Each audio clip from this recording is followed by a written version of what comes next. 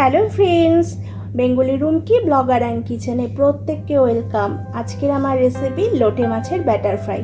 তোমরা ভেটকি মাছের ব্যাটার ফ্রাই তো খেয়েই থেকেছো, কিন্তু আজকে আমি খুবই সহজে লোটে মাছের ব্যাটার ফ্রাই করে তোমাদের কাছে শেয়ার করব। দেখো, লোটে মাছের ব্যাটার ফ্রাই কিন্তু খুব তাড়াতাড়ি হয়ে যায়। আমি এখানে লোটে মাছটাকে কিন্তু হাফ করে নিয়েছি, হাফ করে সুন্দর করে এটাকে পরিষ্কারভাবে ক্লিন করে নিয়েছি। তোমরা যদি চাও এটাকে গোটাও রাখতে পারো। আর এটা কিভাবে ম্যারিনেট করতে হবে সেটাই তোমাদের সঙ্গে এখন আমি শেয়ার করব, দেখে নাও। এটাকে ম্যারিনেটের জন্য আমি এখানে দিয়ে দিচ্ছি পাতিলেবুর রস। তোমরা চাইলে এখানে ভিনিগার দিতে পারো। ভিনিগার দিলে তোমরা ভিনিগারটাকে একটু কম ইউজ করবে। আর দিয়ে দিচ্ছি সামান্য একটু সল্ট, আদা রসুনের পেস্ট,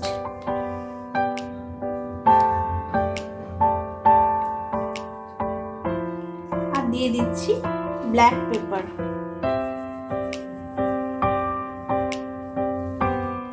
এবার এটাকে 5 থেকে 10 মিনিটের জন্য আমরা এটাকে ম্যারিনেট করে রাখবো। ম্যারিনেট করার পর দেখো মাছের থেকে কিন্তু খুব জল বেরাবে, সেই জলটাকে কিন্তু আমরা ফেলে দেব।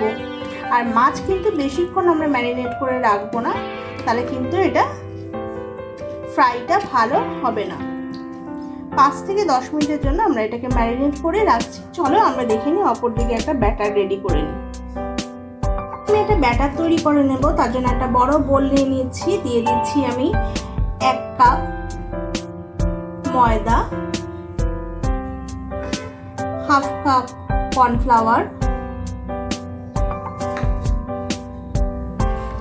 দিয়ে দিচ্ছি সামান্য আদা রসুনের পেস্ট,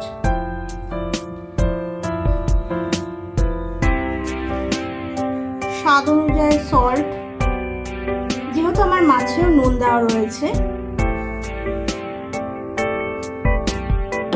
দিয়ে দিচ্ছি সামান্য একটু বেকিং সোডা,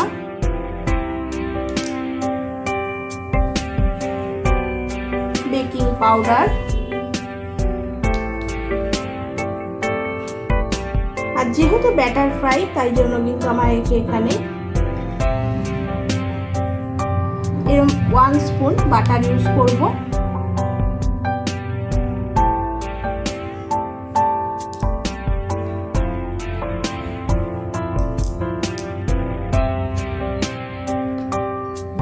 দিয়ে দিচ্ছি সামান্য একটু ব্ল্যাক পেপার,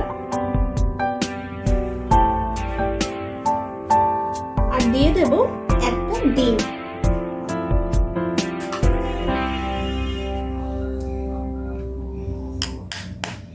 একটা ডিম ইউজ করছি।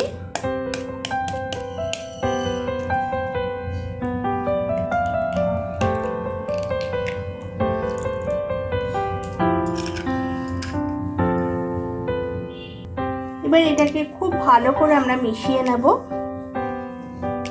আর সামান্য করে অল্প অল্প করে জল অ্যাড করব।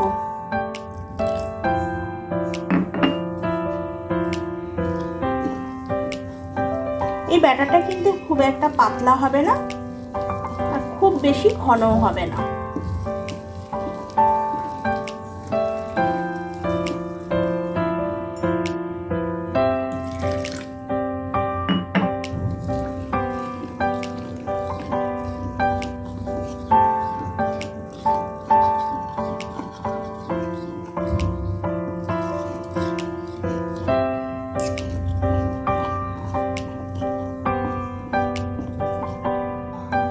দেখো, ব্যাটারটা আমার রেডি হয়ে গেছে। ব্যাটারটা কিন্তু এরকম থিকনেস থাকতে হবে।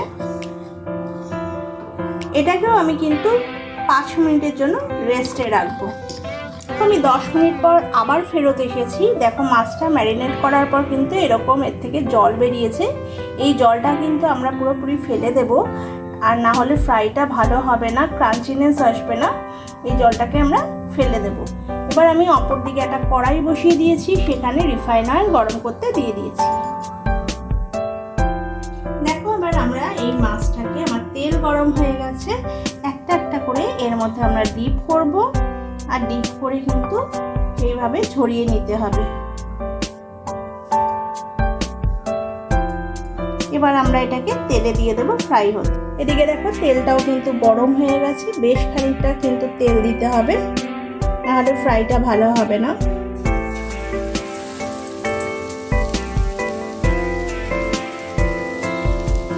তোমরা চাইলে মাছটাকে গোটাও রাখতে পারো। আর যেহেতু এখানে ডিম ইউজ করা হয়েছে, তেলটা কিন্তু একটু ফেনা ফেনা হয়ে যাবে।